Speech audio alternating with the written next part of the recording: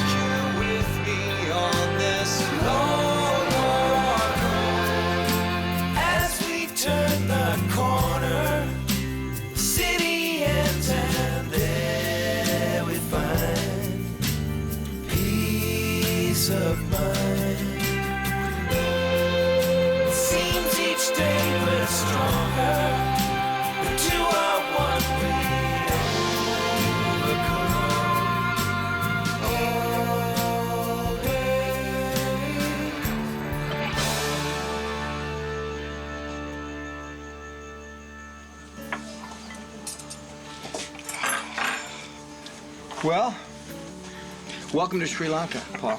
Are you kidding me? I know. So now you get a chance to taste it the way they make it here. I mean, this place is magic, so I'm not gonna talk anymore. I'm just gonna eat. Enjoy, buddy. Look at this.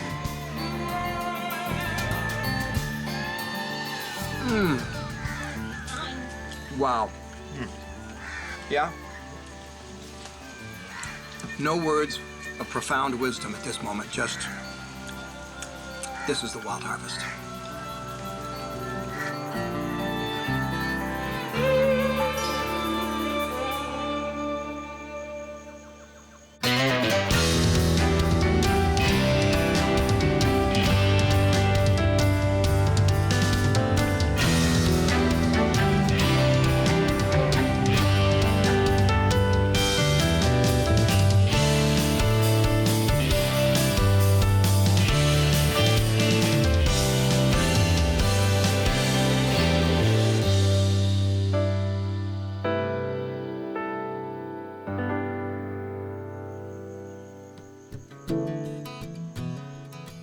Our palates fully satiated after showing Paul around a country I have visited many times before, we return to our favorite accommodations, the Aggressor Safari Lodge, to see what we can forage. Aha. That's what I'm looking for. Limonia acidissima, wood apple, also known as elephant apple, monkey fruit. And from the bark all the way down to the roots, it's very much prized for its medicinal quality, but that's not what I want for Paul. I want right here, I want its fruit, the apple itself, because it's delicious. Hey, Paul. Yeah. Let's gather some of these wood apples. I'm gonna pick one here, but I have a feeling, that the ones I get from the tree itself are not going to be ripe quite yet. I think the ones we want are going to be all the apples that have already fallen to the ground. I think all we have to do is scour around here and see what we can find, and I bet you we'll get our harvest. Good to go? Good to go. Let's do it. I've spent time in Southeast Asia before, cooking and traveling, but never in Sri Lanka, and never foraging. Foraging for new things is always a huge adventure for me.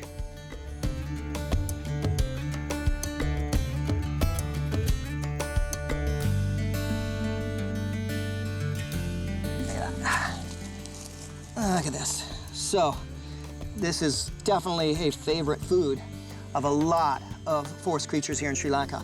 You can see here the ants are loving it. Of course, the elephants enjoy them. Monkeys enjoy them. Everything enjoys the wood apple. So this is prized by pretty much everybody and everything in the forest. This is gonna be good.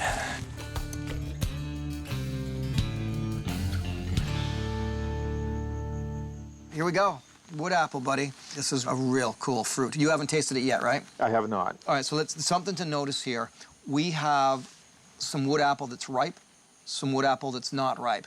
And what I've learned is you can't tell by the size. But I want to taste both the unripe and the ripe. And we're going to do the ripe ones first because the unripe I found was so intense and so sour. So let's crack this one open. It's a lot like with a coconut. Okay. And you just sort of cradle it in the palm and then try to go for the nice even.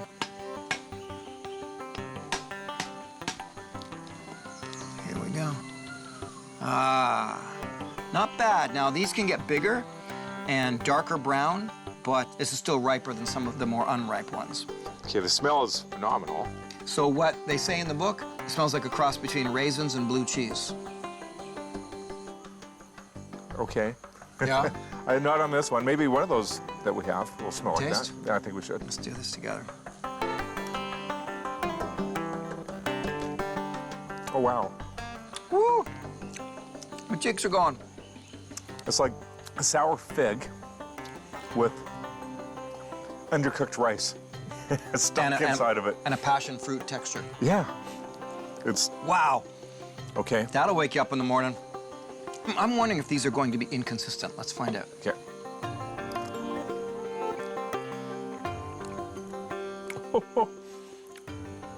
Okay, I'm awake. Wow. Wow. It's less ripe. Yeah. So the less ripe ones are much more intense. And the riper ones have more intense of an aroma, but less intense of a flavor. Oh, here we go. That one's different. Instantly. The texture is different. The flavor is different. Peacocks. Those are peacocks. That's delicious. That's good, though. That's good. All right, we've got some thinking to do. Okay, I'm gonna leave you with it. Keep tasting, keep thinking, and I'm excited to see what you do with all of this. Well, that is unexpected. That's all I can say. 3 different wood apples have been cracked open, and every one of them tastes different. This one, the riper one, definitely smells more like a bruised apple to me. It's making me think of brown sugar. I also think that the sour ones could really find a home paired with other flavors, maybe in a curry or something similar. I've got some thinking to do.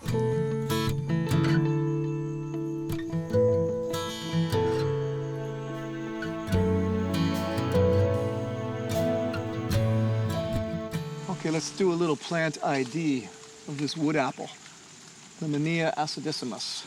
Let's go to the leaves. One of my favorite places to go is the leaves. If I look, the stems that come out have leaves on them, and the leaves are in the opposite configuration. So a leaf opposite a leaf opposite a leaf. And then usually what follows, if it's going to be opposite, then everything within that plant is opposite. But if I go check out over here, and I take a look at this little branch here and I lift it up, now I'm seeing an alternate configuration. Stem, stem, stem, stem, alternating, not opposite. But the stems that shoot the leaves out, those are absolutely opposite. Something else to recognize with these leaves, they are either blunt, or in this case, you get this little lobing effect. Kind of like a heart shape sort of thing, but it's very insignificant. And something that I almost never reference, and I should more often, is the bark. In this case, you've got very ridge-lined bark, sort of sharp and hard. I mean, most bark is pretty hard. You've really got to take the whole picture into account here. And part of that picture is always going to be the ecosystem. What is the ecosystem? Where do you find this tree? Well, you find it in the drier areas of Southeast Asia. So not necessarily in the swamps or in the wet zones, but in the drier areas. And I guess apparently here, even though it's been pouring with rain, this is a drier location. There's one more peculiarity with this tree that I want to show you. Just check this one out over here. So on this one, I noticed something that isn't very prevalent on the other ones. And that is these thorns. It's got some serious thorns here. There's a lot of details to the wood apple tree that I have to look into in depth to properly identify it. Either way, the fruit is going to be delicious, and that's something else to identify. The fruit itself, I can use that, the color of it, the density of it, the sound of it, the smell of the fruit of any plant or bush or tree. This is great. This is a really unique scenario for me. I mean, I'm cooking authentic Sri Lankan style, and what I have here is the wood apple. So amazing in its dimension and how different the flavors were, apple to apple. Now, I gotta figure out the best way to open these up. And what do I do with them once they're open? Ha!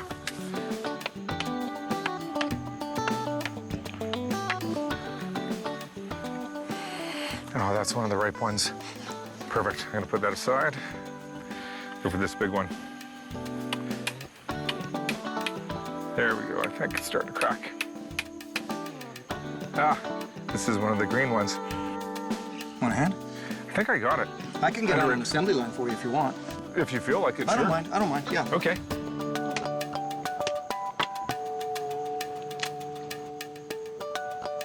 I think I'm gonna start grinding some ingredients here. Thinking of this wonderful opportunity to get some Sri Lankan flavor. Oh, there goes one. Sri Lankan flavors. Sri Lankan flavors. These are hard, Paul. Some of them, like one, I really had trouble opening it. Okay, little star anise. That's gonna go good. Some cardamom. Okay, hang on a sec. When you open that up, smell that and this at the same time. Same time? One nostril each. Thanks, Scott. Wow, that's a good call. Now you've got some cinnamon to grind as well. Ah, it smells so good. So one thing that I'm doing here is I'm cutting the pork into fairly small pieces. I want to make sure that it cooks quickly. The bigger the piece, the longer it will take to cook and to tenderize. So it's just increasing my chances of success for a nice, tender bite. Okay, next up, the spice mix. Some roasted curry powder, some more cinnamon, just a little bit more. There we go.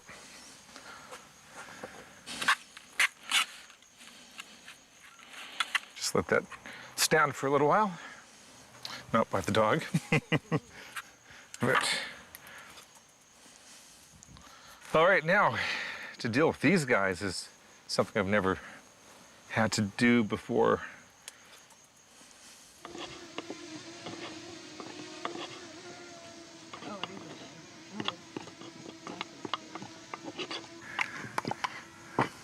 That's great.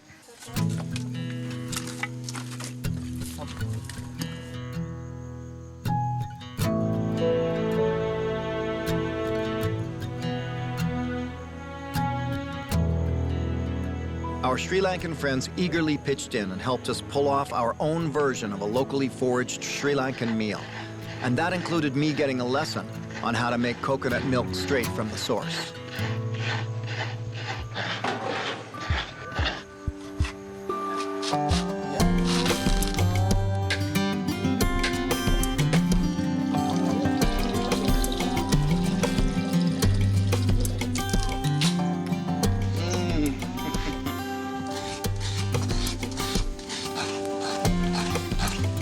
I'm gonna mix some sweat in with this, okay, Paul?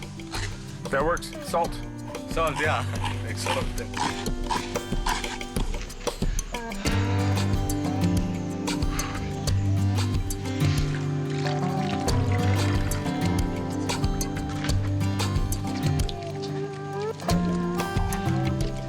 I had no idea.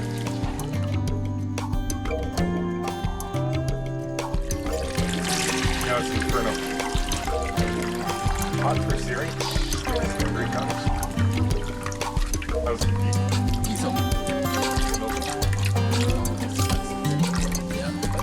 Coconut milk, Paul. Oh, coconut geez. milk. Check that out. Isn't that beautiful? That's amazing. That was fun. I gotta say, that was a very, I know. Your hands That was are a covered. fun process. Wow. It's all yours. Thank you. Oh, man. Smells good. All right, well, I'm ready to start cooking.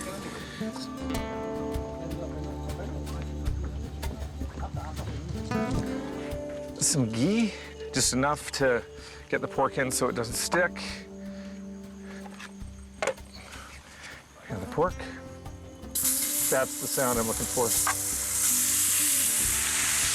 Often you'll hear me mention sound when cooking. There's something that you can tell about a good sear. You can hear it happen in the pan. In this case, I can hear it happen in the wok. That tells me that I've got enough heat. I'm caramelizing, coloring the meat, and that's what I want.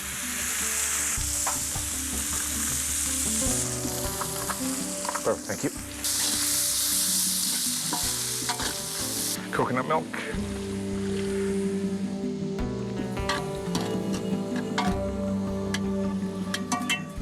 All right, now it's time for the wood apple. Hoping the acid in this actually helps tenderize the pork.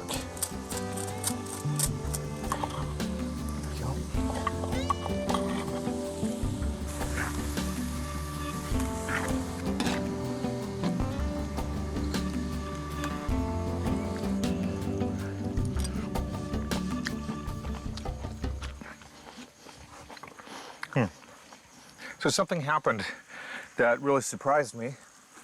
When I added the wood apple, it killed the flavor of all the other ingredients that I had in here instantly, almost.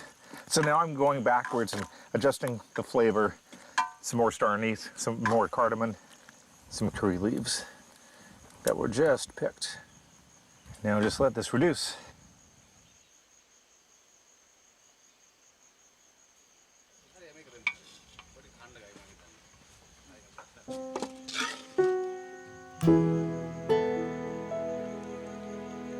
Just a quick garnish.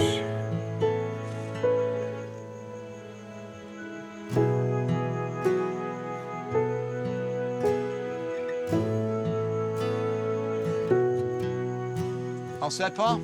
All set. Oh, look at this. Yes, the hosts have brought us some extras here. We've got roti and the coconut and rice, so you can tell me if we want to incorporate those or not. But first, I want you to try it. Just go for it? Yep, go for it. All right.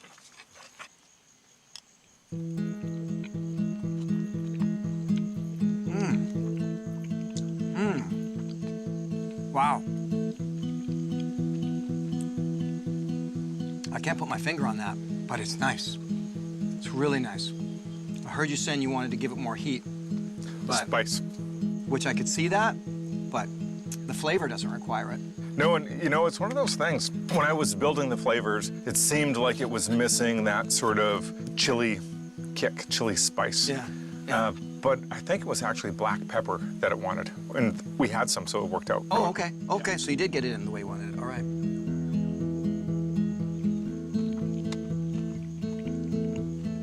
The pork stuff. And it's tender compared to what could have been.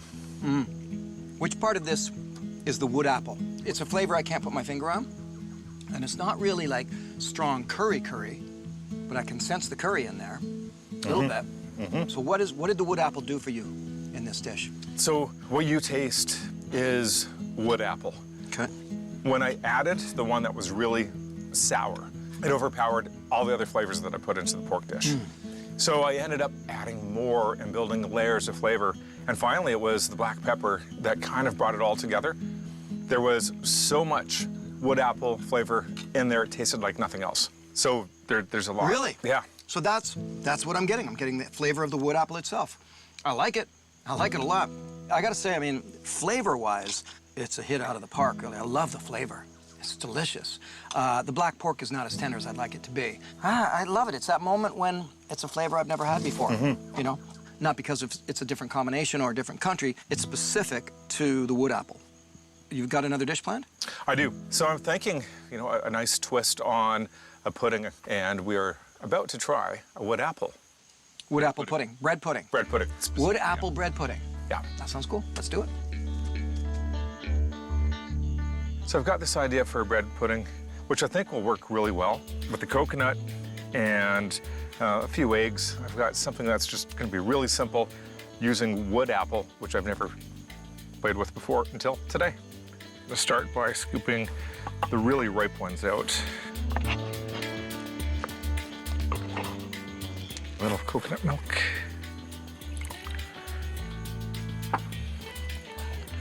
There we go. Let's just see how this dissolves when I put it into a big batch. Yeah, I think that's working. Okay, the flavor's there, but I think I could use even more.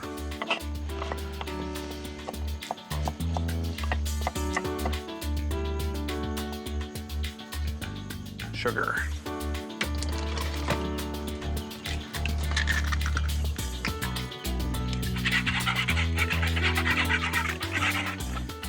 Now I need to add the bread component. I'm just going to tear this up with my fingers.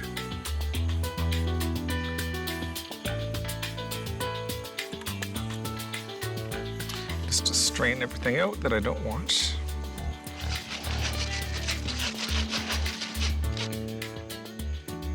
So the idea is to let the bread absorb the custard, and then I have to make a double boiler to cook this.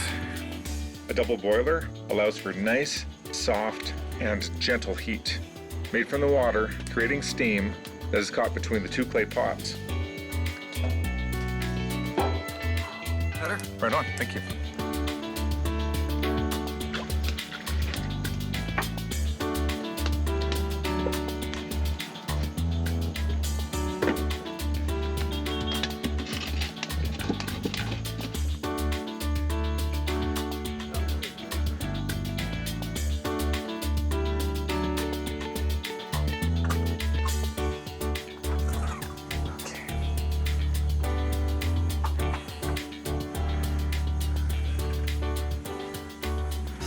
There it is.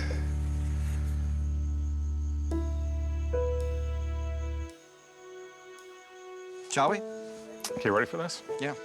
My very first day cooking in Sri Lanka ever. First time using Clay. a clay pot for cooking over an open fire, and first ingredient. Wood apple. First time I've ever seen or tasted Nice. wood apple. 3 firsts then, that's pretty cool. And this is a bread pudding. Whoa. I mean, that does look mouth-watering. Okay, so far so good. Yeah, I think so. Let's do this.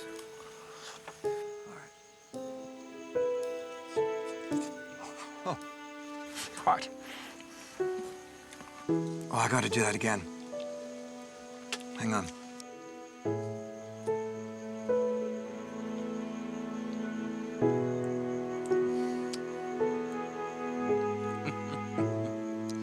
Wow.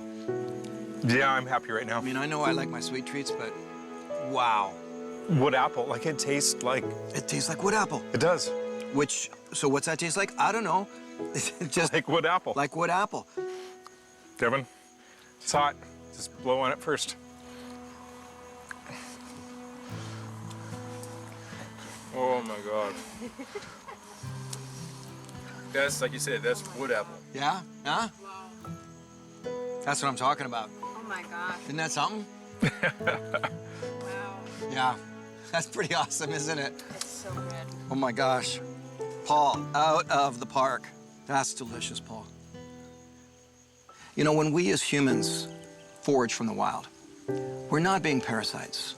We're really just living out a symbiotic relationship with every other living being. And so are the plants and the birds and the mammals and the insects and the invertebrates. They're all doing the same thing. I mean, all you have to do is, well, the phrase is take a walk. And you are actually taking while you walk, but you're also giving. And every other species is taking and giving as well, just by being alive. But drive for an hour just outside of the city and you'll find yourself right back into that natural relationship with the earth. Right back where we belong, with the Wild Harvest.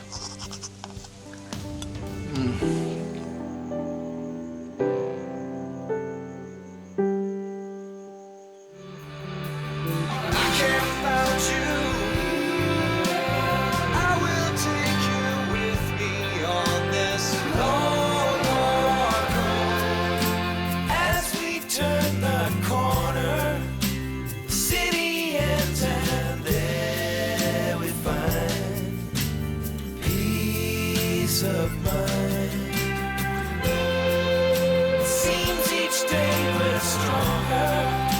The two are one, we overcome all day.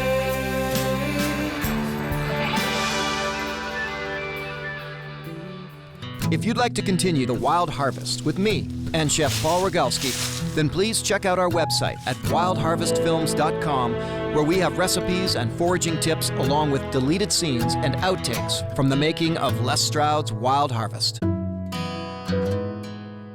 Directly inspired by the series, Chef Paul and expert forager Les Stroud bring you the Wild Harvest recipe book. Highlighting all of Paul's dishes and complete with behind-the-scenes stories, it is available for $29.99. In addition, a DVD of this season is also available for $19.99. To order, please go to wildharvestfilms.com, Wild Harvest TV show on Facebook, or Les Stroud's Wild Harvest on YouTube.